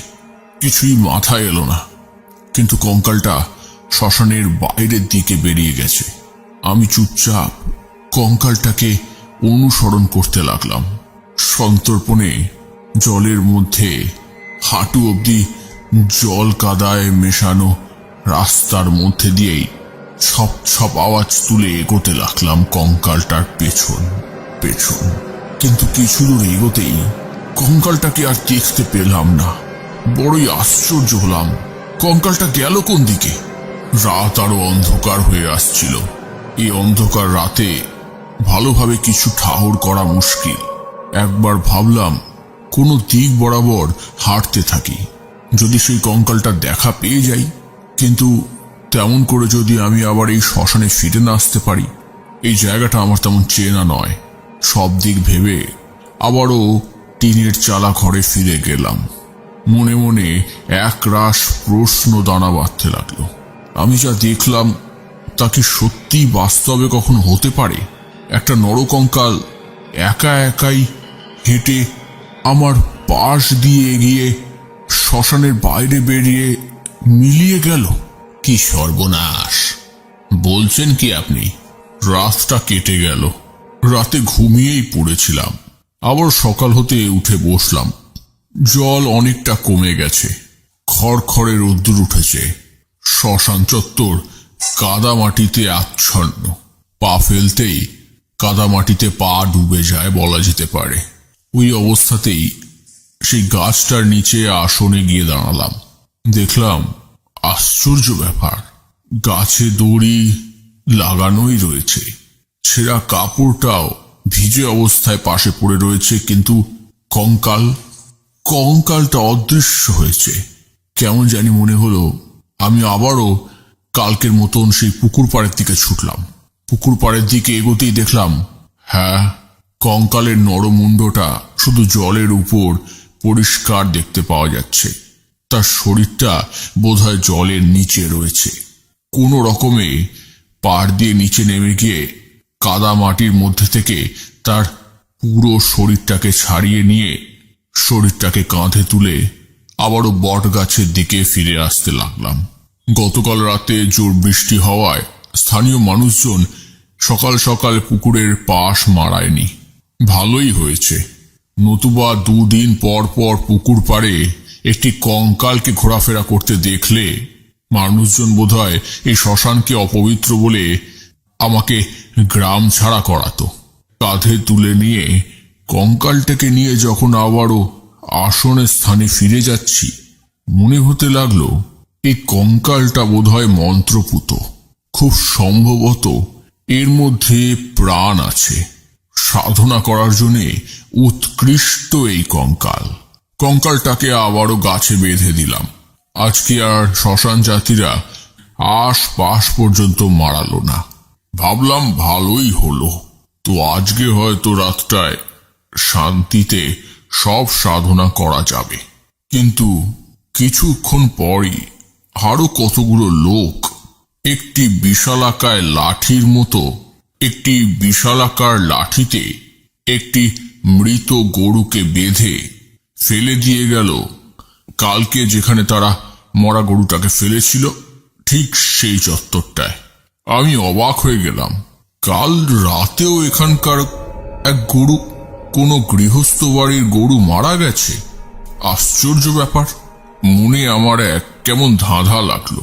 মনে আবারও একটা প্রশ্ন ভেসে এলো। যেদিন রাতে আমি এখানে এসেছিলাম সেদিন রাতেও একটি গরু মারা গিয়েছিল, আবার কাল রাতেও একটি গরু মারা গেছে। গরুর শরীরে আমি 5 আঙুলের হাতের ছাপ দেখেছি। এদিকে 2 দিন হলো রাতের বেলা আমার কঙ্কাল উধাও হচ্ছে। ব্যাপারটা পুরোটাই নিছক কাকতালীয় কি? কে মারছে এই গরুগুলোকে? আমি এগিয়ে গিয়ে গরুটার সব দেহ ভালো করে পরীক্ষা করলাম। কালকের মতোই এ গরুটার মাথা নেই, মুন্ড ছিন্ন, সারা শরীরে ক্ষত দাগ, শরীরের জায়গায় জায়গায় মাংস খুবলে নিয়েছে কে। সেই অবস্থায় মৃত গরুটা পড়ে রয়েছে। আগের গরুটাও পাশে পড়ে রয়েছে, তার শরীরে জল লেগে শরীরটা ফুলে গেছে। বিরক্তিকর লাগতে লাগলো আমার। মাছি ভন ভন করছে দুটো গরুর শরীরেই, বিকট গন্ধ বেরোচ্ছে। রক্তমাখা সেই গরুর শরীরগুলো দেখলে মনে ভয়ের সঞ্চার হতে বাধ্য। মাথাটা গরম হয়ে গেল। মনে মনে একটা চিন্তা করলাম, আজ রাতে কঙ্কালটার উপর বেশ করে নজর রাখতে হবে। কঙ্কালটা কোথায় যায় সে বিষয়টা আমাকে খুঁটিয়ে দেখতে হবে। কেন জানি না মনে হতে লাগলো সব সাধনার চেয়ে এই কঙ্কালটার উপর নজরদারি করা আমার অনেক বেশি করে প্রয়োজন। সকালের দিকে এই সমস্ত কথাই ভাবছি, এমন সময়ে ডোম কতগুলো লোককে নিয়ে আমার সামনে এসে দাঁড়ালো। লোকগুলো যেন আমাকে উদ্দেশ্য করেই আড়ালে ফিস ফিস করে কথা বলছে। একসময় ডোম আমার দিকে তাকিয়ে বলল, তোমাকে বলেছিলাম না এখান থেকে চলে যেতে? এখনো বসে আছো দেখছি। এ নাও, এরা কয়েকজন এসেছে তোমার সঙ্গে দেখা করতে। এরা কি বলে মন দিয়ে শোনো। কি ব্যাপার? গ্রামবাসীরা যে কথা আমায় বলল তার সারমর্ম মোটামুটি এরম। গ্রাম হতে 2 দিন হলো রাত্রিবেলায় গৃহস্থের বাড়ি থেকে গরু চুরি যাচ্ছে। গরু চুরি যাওয়াটা এখানকার লোকজনের খুব একটা সুলক্ষণ বলে দেখছে না। তারপর পরদিন সকালবেলায় রাস্তাঘাটে সেই গরুগুলোর মৃতদেহ পাওয়া যাচ্ছে। গলা কাটা মৃতদেহ, পেট কোনো জানোয়ার খেয়ে ফাঁক করেছে। একজন লোক গতকাল রাতের কিছু অভিজ্ঞতা আমাকে বলতে লাগলো। গতকাল রাতে আমি আমার ছেলে মেয়েটাকে নিয়ে বিছানার ওপরে একপাশে বসেছিলাম। বউ বিছানার কোণে চুপচাপ বসেছিল। কি যে হয়েছে কয়েকদিন রাত হলো আমি ঘুমোতে পারি না। এদিকে সকালবেলা উঠে মাঠে কাজ করতে যেতে হয়, কিন্তু রাতে কিছুতেই ঘুম আসে না, তাই সারাদিন ক্লান্ত থাকি। কিন্তু আমি আপনাকে সত্যিই বলছি, কালকে রাতে আমি যা দেখেছি তা ক্লান্তির শরীরে, ক্লান্তির মনে দেখলেও তা সত্যি। কি দেখেছেন আপনি? কাল রাতে তোমার ওই কঙ্কালকে আমি রাস্তায় ঘুরতে দেখেছি। সে প্রকাণ্ড 2 পা ফেলে ফেলে জলের মধ্যে ছপ ছপ আওয়াজ করে লোকালয়ের এক কোণ থেকে অন্য দিকে চলে যাচ্ছিল।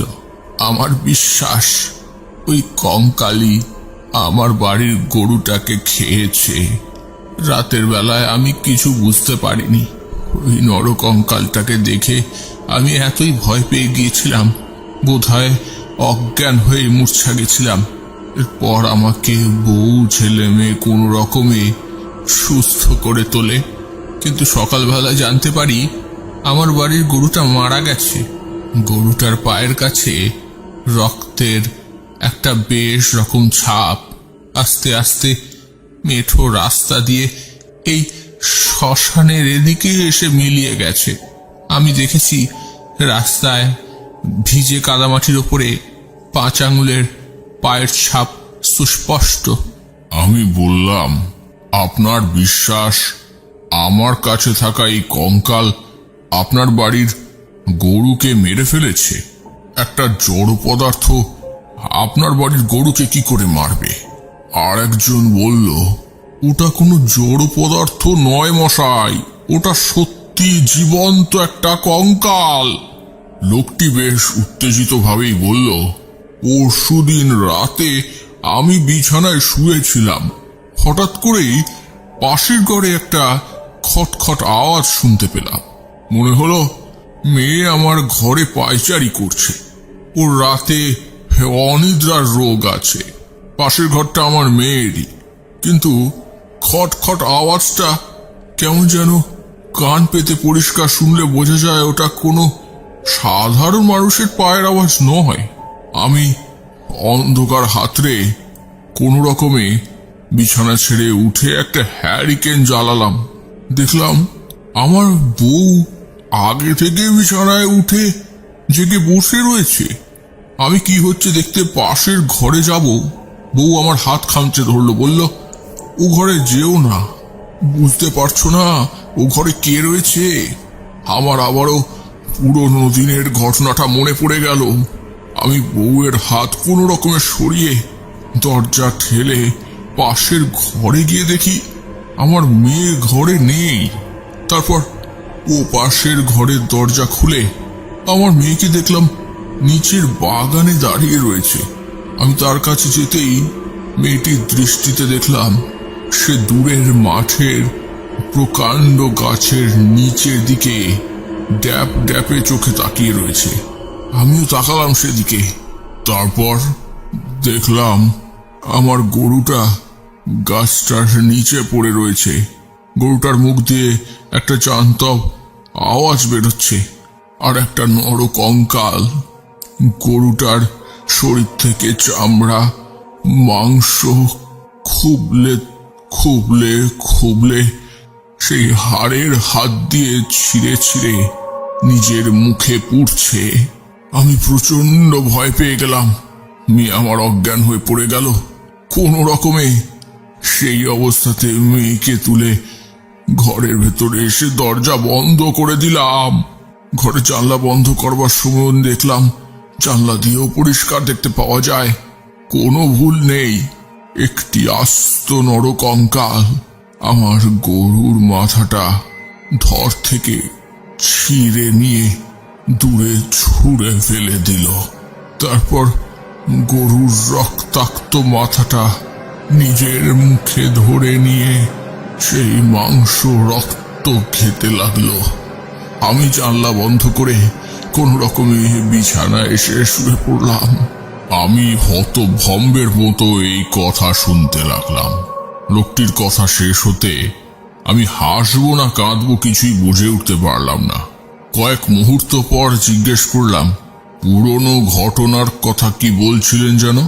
কেউ আর কোনো কথা বলল না, শুধু ডোম বলল, শোনো, তুমি এখানে থাকতে পারবে না। হ্যাঁ, যত তাড়াতাড়ি পারো ওই কঙ্কাল নিয়ে এখান থেকে ফোটো তো। ভাগো ভাগো বলছি, ফালতু লোকজন কোথা থেকে এসে পড়েছে। এই সাধনা ফাধনা করার জায়গা না এই শ্মশান। যাও গিয়ে অন্য শ্মশানে ডেরা বাঁধো, যাও। এখানে যদি আর দেখেছি না তোমাকে, তাহলে এই লোকজন নিয়ে এসে ডান্ডা মেরে পিটিয়ে তোমার মাথা ফাটাবো। ভাগো এখান থেকে। আমি আর কথা বাড়ালাম না।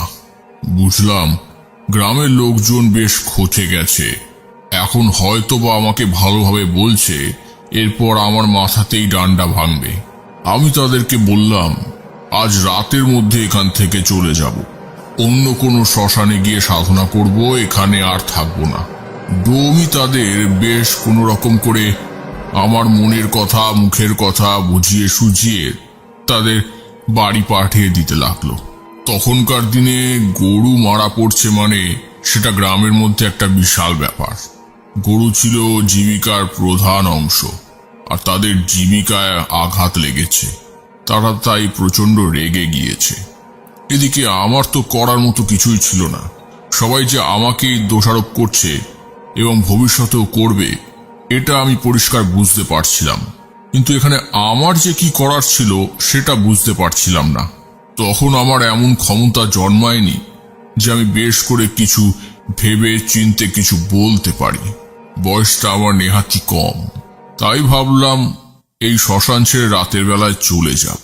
এদিকে গরুগুলো পাশেই পড়ে রয়েছে, সেখান থেকেও বিকট গন্ধ ছাড়ছে। আজ রাতে যদি আমার কঙ্কাল আবারও কোনোভাবে জেগে সে রাস্তায় বেরিয়ে যায়, আবার কাল সকালে কারুর বাড়ির গরু মারা যায়, তবে এই লোকগুলো আমাকে আর ছাড়বে না। তাই এদের বেশি ঘাঁটানো আমার পক্ষে খুব একটা সুনির্বাচনীয় কাজ হবে না। একবার মনে হলো যার কঙ্কাল তাকে ফেরত দিয়ে আসি গিয়ে। এসব ঝামেলার মধ্যে আর থাকতে চাইছি না। এসব কাজ ছেড়ে দিয়ে বাড়িমুখো হই। দূর, এসবে আর মন টিকছে না। কিন্তু আমার এই মনের ভাব রাতের মধ্যেই বদলে গেল বলা যায়। এমন ঘটনা ঘটল যাতে করে সত্যিই আমি ভয় পেয়ে গেলাম। রাতের বেলা হতে না হতেই আমার মনে হলো এবার উঠে পড়া যাক। এখান থেকে বড় রাস্তা কত দূরে তা আমার জানা নেই। যা হোক করে বড় রাস্তায় উঠে অন্য কোনো স্থানে এগোতে হবে। আমি সেই মতো উঠে পড়ার উপক্রম করছি। দেখলাম সুরার গন্ধ, বেশ ঝাঁঝালো গন্ধ আমার নাকে ভেসে এলো। একটা কথা বলতে ভুলে গেছিলাম, আজই দুপুরের পর থেকে শ্মশান যাত্রীদের এ শ্মশানে আসা যাওয়া করতে আর দেখলাম না। মনে হলো লোকজনেরা বোধহয় ভয় পেয়েছে। তারা বোধহয় অন্য কোনো শ্মশানে সব দেহ নিয়ে গিয়ে পোড়াচ্ছে, তাই সুরার গন্ধ পাওয়া যাচ্ছে। ডোম নিশ্চয়ই নিজের ঘরে বসে মদ গিলছে। তখনকার সময়ে বাংলাদেশি মদ, বুঝলে না, বেশ ঝাঁঝালো গন্ধের সঙ্গে আসতো। সব জিনিসই টাটকা ছিল কিনা। আমার মনে হলো ডোমের সঙ্গে গিয়ে আলাপ করি। হয়তো মদের নেশায় সে আমায় নতুন কোনো কথা বলতে পারবে, যে কথাটা জানার জন্যে আমার মন উসখুস উসখুস করছে। ডোমের ঘর কিছু দূরে, শ্মশানের ও প্রান্তে। গেলাম সেখানে। দেখলাম ডোম সস্ত্রীক সেখানে থাকে, কিন্তু ডোম ভাই ঘরের বাইরে একটা খাটিয়া মতন পেতে তার ওপর শুয়ে শুয়ে সেই সুরা পান করছে। আমাকে দেখে সে আরক্ত দৃষ্টিতে বলে উঠল, তুমি এখনো এখানে রয়েছ? বাবা, যাও যাও, তালে তালে সরে পড়ো বলছি। আমি করুণ ভাবে বললাম, এক চুমুক হবে নাকি? ডোম ভাই বলল, এসো বসো বলছি। হবে না কেন? হবে হবে, এসো এসো, যার আগে একটুখানি খেয়ে নাও। জিজ্ঞেস করলাম, আচ্ছা তুমি বোধহয় এখানে অনেকদিন আছো, তাই না? স্ত্রী নিয়ে ঘর করছো। আচ্ছা, এই শ্মশানে অস্বাভাবিক কখনো কিছু দেখনি? কেন, তুমি জেনে কি করবে?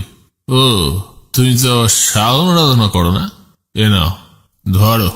দেখো, শ্মশানের ডোমের কথা কেউ বিশ্বাস করে না, নইলে তোমাকে এমন গল্প বলতাম না, তোমার মন ভরে যেত।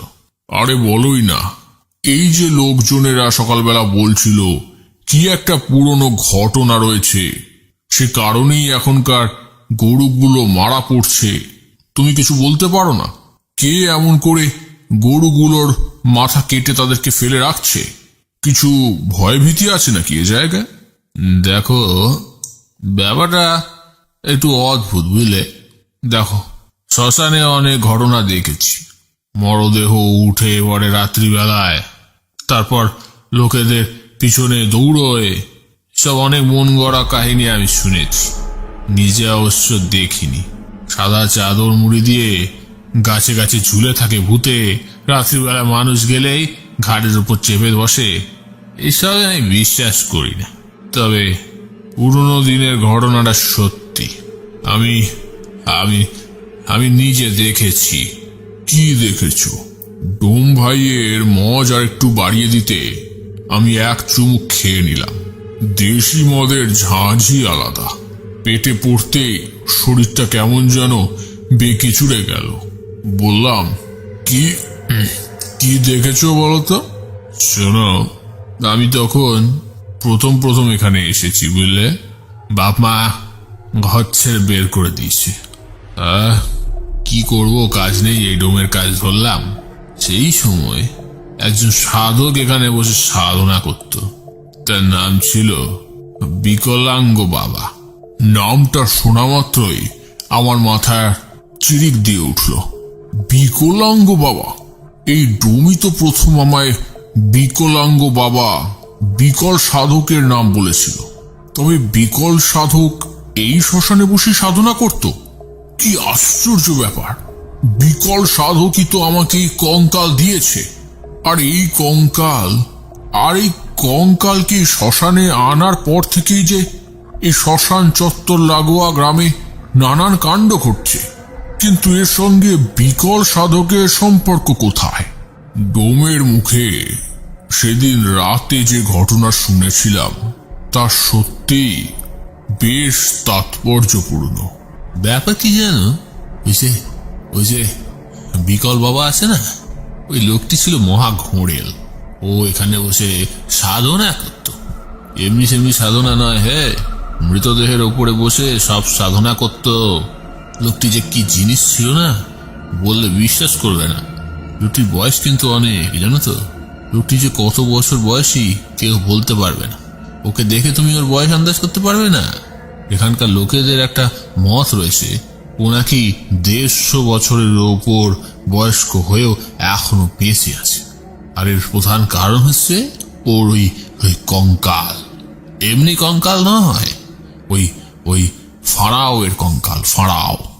মানে কি বলছো? ওর কাছে একটি বিশেষ কঙ্কাল আছে, বুঝলে কিনা, যে হচ্ছে র্যামসন ফেরাও এর কঙ্কাল। স্বয়ং ওই মিশরের ইজিপ্ট থেকে নিয়ে আসা। মিশরীয় সময়ে সেই কঙ্কাল ছিল এক ফেরাওয়ের, নাম ছিল রামসন ফেরাও। সেই শরীর পিরামিড থেকে নাকি চুরি যায়, আর হাতে এসে পড়ে এই বিকল বাবার কাছে। এবার এই বিকল বাবা কি করে সেটা জোগাড় করেছিল কেউ জানে না, কিন্তু ওই রামসন ফেরাওয়ের কঙ্কাল নিয়ে ও খেলা দেখাতো। লোকে ওকে বলতো ভূতের রাজা বিকল বাবা।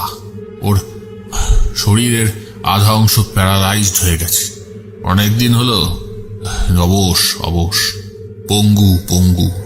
ওই কঙ্কালের জন্যই কিন্তু ওই কঙ্কালকে বশ করতে গিয়েই ওর শরীরের আধা অংশ পঙ্গু হয়ে গেছে, বুঝলে না। ও কোন সাধারণ লোক নয়।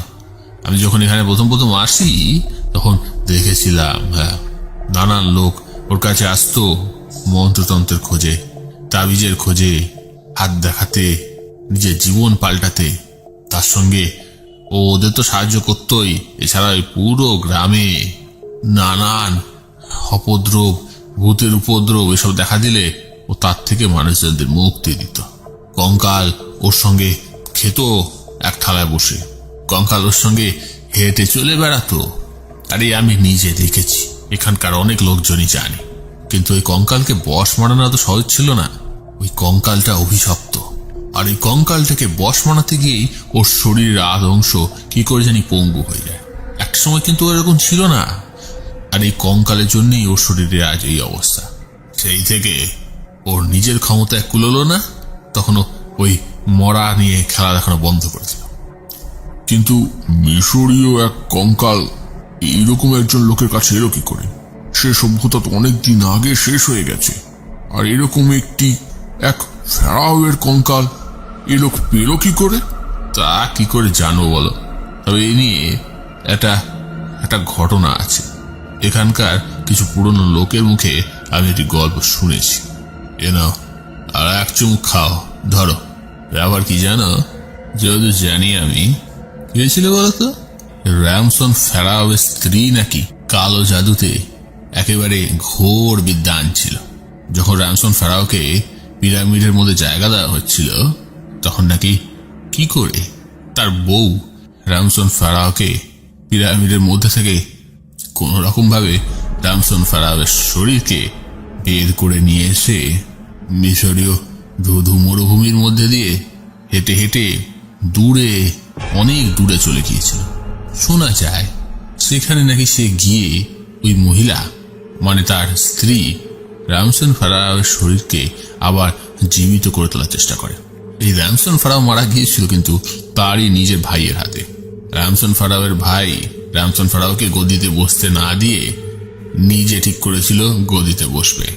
তাই বিশ্বাসঘাতকতা হয়েছিল এই র্যামসন ফেরাওয়ের সঙ্গে। কিন্তু তার বউ বিষয়টা ভালোভাবে মেনে নেয়নি। র্যামসন ফেরাওয়ের ভাইয়ের ইচ্ছা ছিল র্যামসন ফেরাওয়ের বউকেই আবার বিয়ে করেন, আর এটা তার বউ একেবারেই মেনে নেয়নি। তার স্ত্রী মনে করেছিল যদি তাকে মরতেই হয় তবে সে যে করেই হোক তার স্বামীকে একবার বাঁচিয়ে তোলার চেষ্টা অন্তত কে করবে, কারণ ওই স্বৈরাচারী ভাইয়ের স্ত্রী হয়ে সে কোনোভাবেই নিজের জীবনের শেষ অংশ কাটাবে না। তারপর সব ঠিকঠাক চলছিল বোধহয় প্রথম দিকে, যতদূর এখানকার লোকজনেরা বলে, কারণ এই কথা ওই বিকলাঙ্গ সাধকই অনেককে বলেছিল, তাই কথাটা খুব একটা ভালো জানা যায় না শেষটা কি হয়েছিল। অনেকটা এরকমই জানি যে এই করতে গিয়ে এই সাধনায় বসে তখনকার দিনের এই মিশরীয় লোকজনেরা অনেক দেবদেবীকে পুজো করত। তাদের হাতে এমন মন্ত্রতন্ত্রে তারা বিশ্বাস রাখত যে আজকালকার দিনে সাধারণ মানুষ কল্পনাতেও আনতে পারবে না। তার স্ত্রী যখন ওই মৃতদেহে একটু একটু করে প্রাণ প্রতিষ্ঠা করেই ফেলে, তারপর নাকি একটা বিশেষ ক্রিয়া করতে হয়। রামসনের যে প্রেতাত্মা ছিল, প্রেতাত্মাকে তো বাঁচিয়ে তোলা যায়, তুমি নিজের আত্মাকে নাকি বাঁচিয়ে তুলতে পারো এই লাইনে, কিন্তু শরীর যে শরীর মরে গেছে সেই নশ্বর শরীরের তো আর কিছু করা সম্ভবপর নয়।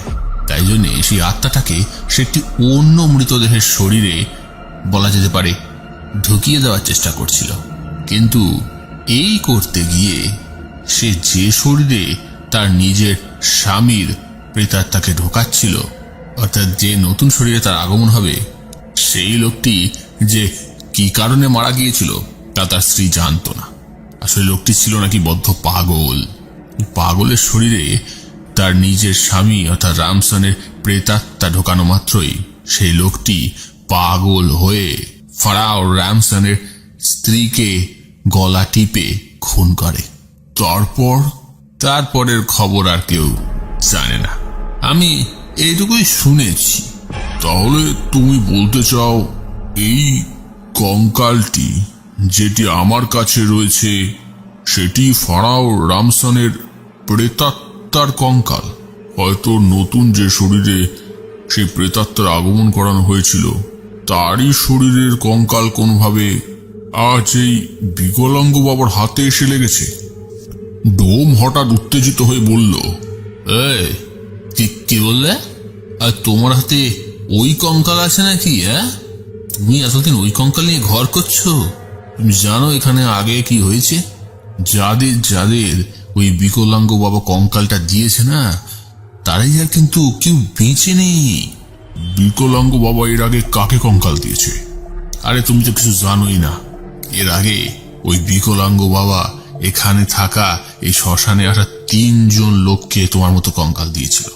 বলেছিল প্রত্যেককেই ওই কঙ্কালটিকে কাছে রাখলে সেই লোক যে সাধনা করবে সে নাকি বিশেষ ক্ষমতা পাবে। কিন্তু হয়নি কিছুই। এই প্রত্যেকটি লোককে এই কঙ্কালি মেরে ফেলে গলা টিপে। কি সাংঘাতিক! কি বলছো? এমনি বলছি নাকি? এই কারণেই তো এখানকার লোকজন এত খেচে রয়েছে তোমার উপর। এ ব্যাপার তোমার সঙ্গেই প্রথম হচ্ছে না। ওই বিকলাঙ্গ বাবা আগে অনেকে কঙ্কাল দিয়েছে, ওই লোকজনগুলোকে গলা টিপে মেরেছে। কারণ রামসনের প্রেতাত্মার এখন শান্তি হয়নি, ওই কঙ্কালেই ওর প্রাণ রয়েছে। তাই ও প্রতি রাতে ওই প্রেতাত্মার কঙ্কাল জেগে ওঠে। সেই কঙ্কালের খিদে পায় রাতে, তাই সে খেতে বেরোয় রাতের বেলায়। ওই কঙ্কালকে ফেরত দিয়ে এসো বলছি। কিন্তু বিকলাঙ্গ বাবা সেই কঙ্কাল আমাকে কেন দিয়েছিল? আরে ওর কি মাথা ঠিক আছে নাকি? ওই কঙ্কালের জন্যই আজও বিকলাঙ্গ বাবা বেঁচে আছে। ওই কঙ্কাল শেষমেশ ওই বিকলাঙ্গ বাবার কাছেই আবারও ফিরে যায়। তুমি বিকলাঙ্গ বাবাকে আর ওই কঙ্কালকে কখনোই আলাদা করতে পারবে না। 3 জন লোককে এই শ্মশানে মৃত অবস্থায় সকালবেলা পাওয়া গিয়েছিল। যারা এই কঙ্কাল কাছে রাখে তারাই আর কেউ নিচে থাকে না। আর শেষমেশ ওই কঙ্কাল নিজে থেকেই বিকলাঙ্গ বাবার হাতে চলে যায়। তাই জন্য বিকলাঙ্গ বাবা আর এই রামসনের কঙ্কালের আজও মুক্তি হয়নি। ডোম চুপ করলো। আমি যে কি শুনলাম তা সত্যি আমার নিজের কাছেও খুব একটা পরিষ্কার হলো না। কোন কালের কোন সভ্যতা শেষ হয়ে গিয়েছে। কোন ফেরাওয়ের কঙ্কাল আজ এই আমার কাছে রয়েছে। আমি দেশের বাইরে কোনোদিনও যাইনি, আর কোনো বিদেশি কঙ্কাল আমার হাতে রয়েছে। যে সভ্যতা কোন কালে শেষ হয়ে গিয়েছে আমি আর কিছু ভাবতে পারলাম না। ডোমের সব কথা আমার বিশ্বাসও হলো না। মদের নেশায় ডোম বোধহয় আমাকে ভুলভালই বলেছে। কিন্তু মনে হলো যদি সত্যি করেই যারাই এই কঙ্কাল কাছে রাখে তাদের মৃত্যু হয়, আর আমি যা দেখছি এই কদিনে এই গ্রামের উপর দিয়ে যা ঘটেছে তা তো আমারই দেখা, আমার মনে হলো আজ রাতেই যে করেই হোক হাটের কাছে গিয়ে বিকলাঙ্গ বাবাকে এই কঙ্কাল দিয়ে আমি এখান থেকে অনেক দূরে চলে যাব। না হলে হয়তো কোনোদিন এই কঙ্কালের হাতে আমিও মারা পড়ব। নিজের বাড়ির কথা মনে পড়ে গেল। সাধনা করতে এসে বেঘোরে প্রাণ দেওয়া কোনো বুদ্ধিমানের কাজ নয়। কোনো রকমে ঘরের ছেলে ঘরে ফিরে গেলে বাঁচি। ডোম এক পাশে মদ খেতে খেতে টলে পড়ল বলা যায়। আমি উঠে পড়লাম। শ্মশানের আসনের স্থানে গিয়ে বেঁধে রাখা কঙ্কালটাকে গাছ থেকে খুলে নিয়ে নিজের কাঁধে চাপালাম। পুতলা পুতলি যা ছিল সঙ্গে নিয়ে হাঁটা দিলাম 3 ক্রোশ দূরের বামনাপাড়া হাটের উদ্দেশ্যে। সেদিনই রাতে আমি যে করেই হোক বামনাপাড়া হাটে সেই অংশে গিয়ে পৌঁছলাম। রাত ঘোর ঘোর হয়ে রয়েছে। কোথাও কেউ কোথাও নেই। একটি কুকুর বিড়াল পর্যন্ত রাস্তায় নেই। শুধু সেদিন যেখানে হাট বসেছিল সেই মাঠের এক কোণ করে একটি ছাউনি মতন অংশেও, আর তার মধ্যে রয়েছে সেই বিকলাঙ্গ বাবা। আমি এগিয়ে গিয়ে ছাউনির মধ্যে গিয়ে ঢুকলাম। ছাউনিতে দরজার কোনো বালাই ছিল না। ঘরের মধ্যে ঢুকতে দেখলাম বিকলাঙ্গ বাবা ঠিক ঘরের মধ্যেই বসে রয়েছেন। তার সামনে রয়েছে একটি জ্বলন্ত প্রদীপ। আমাকে কিছু না বলতে দিয়েই তিনি বললেন, এত দেরি করে এলে যে, এনেছো আমার কঙ্কাল? প্রদীপের আলোয় দেখলাম সে লোকের শীর্ণকায় কালো সে লোকের ঘষা দাঁতগুলো বিশ্রী রকম হাসছে, যেন সে আগে থেকেই জানতো আমি এখানে আসব। আমি কাঁধ থেকে কঙ্কালটাকে মাটিতে নামালাম। বিকল বাবা বলল, কঙ্কালটা আমার বড় পয়া, তাই ওটা আমায় ছেড়ে কোথাও যেতে চায় না। আমি মনে ভেবেছিলাম তুমি এই কঙ্কালটাকে নিয়ে সব সাধনা করবে, তারপর কাজ হয়ে গেলে ওটাকে পুকুরে জলে ডুবিয়ে দেবে। কিন্তু কঙ্কাল আমায় ছাড়ে না, আমার বড় পায়া কঙ্কাল। মাটিতে কঙ্কালটাকে শোয়ানো মাত্র আমার দেওয়ালের একদিকে বরাবর দৃষ্টি গেল। দেখলাম দুটো গরুর মাথা রক্তাক্ত অবস্থায় পড়ে রয়েছে ঘরেরই একদিকে, আর তার সঙ্গে গরুর শবের কিছু অংশ। আমি হতভম্বের মতো বিকল বাবার দিকে তাকালাম। বিকল বাবা এক হাতে লাঠিটা খটখট করতে করতে বলল, আজকাল আমার আর কোনো গতি হয় না বুঝলে। এক সময় কঙ্কালের খেলা দেখাতাম। ভূতের রোজা হয়ে কত ভূত তাড়িয়েছি। লোকে বলতো ভূতের রোজা বিকল বাবা। কিন্তু এই হাত পা অবশ হয়ে যাওয়ার পর থেকে আর কোথাও উঠতে চলতে পারি না। তাই এই কঙ্কালটাকে তোমাদের মতো কিছু ভবঘুরে সাধকদের হাতে দিয়ে মন্ত্র বলে ওটাকে তোমাদের কাছে পাঠিয়ে দিই। রাত হলে ওটা আমার জন্য কিছু খাবার দাবার নিয়ে আসে। এই কঙ্কালের মধ্যে রয়েছে আমার প্রাণ। আমি হচ্ছি রামসান দি গ্রেট ফারাও। ঘরের মধ্যে জ্বলন্ত প্রদীপটা হঠাৎই নিভে গেল। আমি ছিটকে কি একটা অজানা ভয় ছাউনি ছেড়ে দৌড়ে বাইরে বেরিয়ে এলাম। কি যেন একটা অজানা কারণে আমার শরীরটা হিম হয়ে যেতে লাগলো। গল্পটি ভালো লেগে থাকলে লাইক করুন, কমেন্টে জানান আপনাদের মতামত। বন্ধু এবং পরিবারের সাথে শেয়ার করতে ভুলবেন না। চ্যানেলে নতুন হলে সাবস্ক্রাইব করে পাশে থাকা বেল আইকনটি প্রেস করে দিন। যাতে আমাদের সমস্ত নোটিফিকেশন আপনাদের কাছে সবার আগে পৌঁছয়। আর তৈরি থাকুন আমাদের পরবর্তী গল্পের জন্য।